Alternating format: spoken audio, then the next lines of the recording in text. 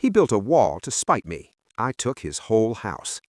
I lived in a house that had been in my family for 4 generations. It wasn't a mansion, but it had the one thing money can't buy, an unobstructed view of the valley.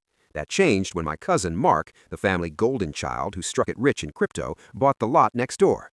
Mark didn't just build a house, he built an ego. He wanted me to sell him my land so he could expand his backyard. When I refused, Mark decided to get creative. He built what's factually known in legal terms as a spite wall. It was a 20-foot tall, hideous concrete slab that sat exactly 1 inch inside his property line, completely blocking my son and my view. He told me, "My property, my rules. If you don't like the shadow, move." He knew the local zoning laws allowed for recreational structures up to 25 feet. He thought he was untouchable because he had the best lawyers money could buy.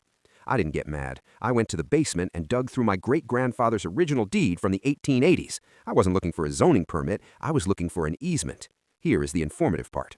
In property law, there is a rare and powerful concept called the doctrine of ancient lights. It's a factual legal principle dating back to English common law that states if a window has received natural light for over 20 years, the owner has a permanent right to that light. If someone builds something that blocks more than 50% of that light, it's a legal nuisance. But I found something even better.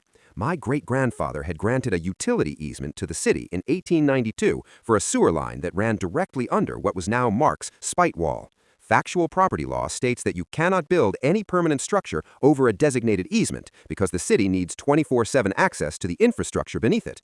I didn't call Mark. I called the city water and sewer department. I reported a foul odor and a potential blockage right under the wall.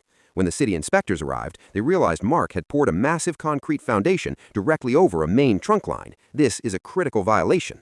Because the structure was unpermitted and blocked access to public utilities, the city didn't just fine him, they issued a mandatory demolition order effective within 48 hours. The twist? Because the wall was structurally tied to Mark's new garage to save on costs, the city-ordered demolition didn't just take down the spite wall, it compromised the entire foundation of his $2 million dream home. The insurance company refused to pay because he built over an easement, which is a negligent act.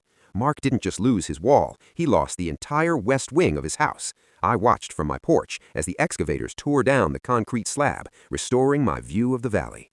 I learned that you can have all the money in the world, but if you don't respect the ground you stand on, the ground will eventually take it back.